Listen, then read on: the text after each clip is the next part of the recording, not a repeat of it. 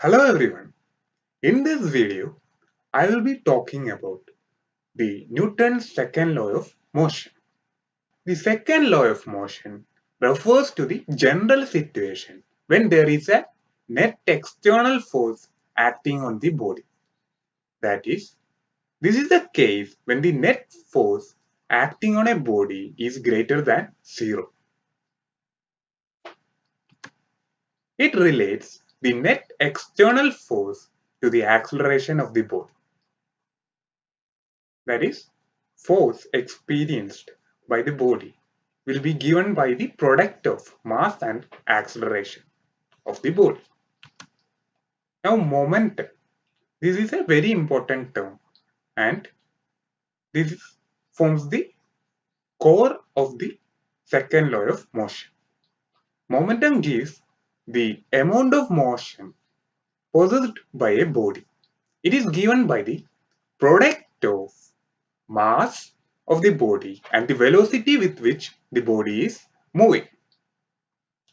It is denoted by P, which and is equal to P is equal to mv, where m is the mass and v is the velocity.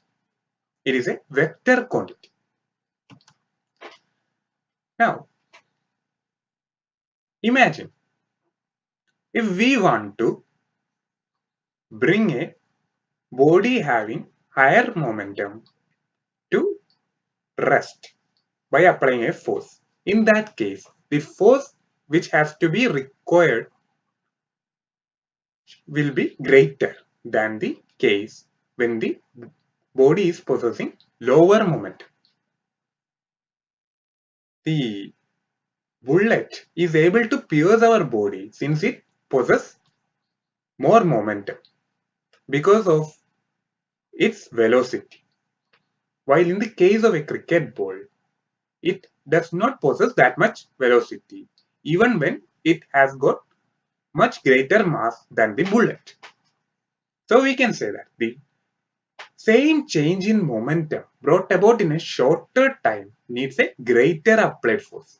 In short, the greater the rate of change of momentum, the greater is the force.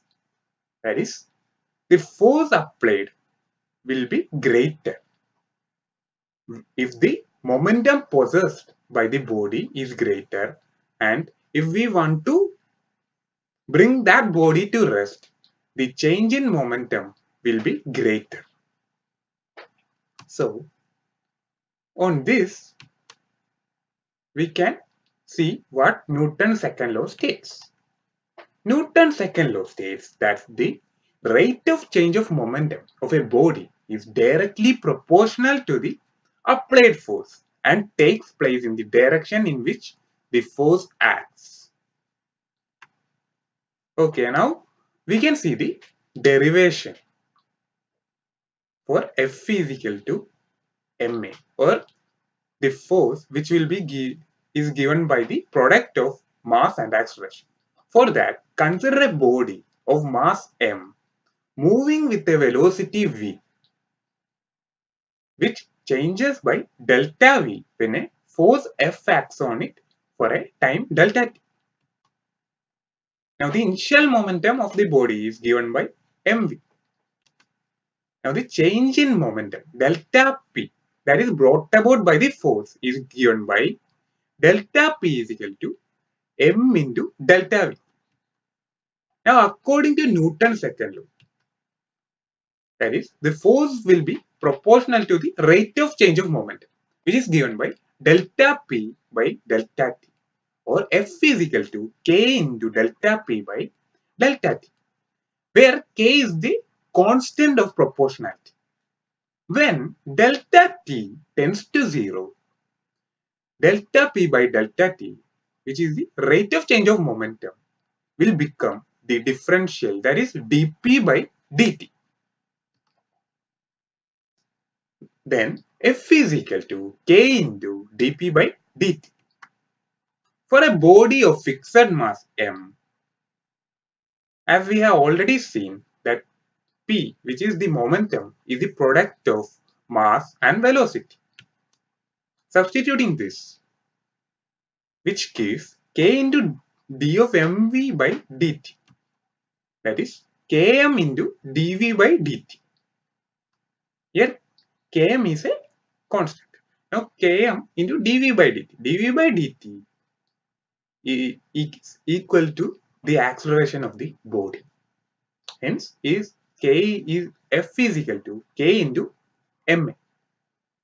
But from the definition of the unit of force, which is Newton, we can find that the constant of proportionality k is equal to 1. Hence, f is equal to ma. Now we can see what we mean by impulse. It is defined as the product of force and time. It is observed when a large force acts for a very short time on a body producing a finite change in its momentum.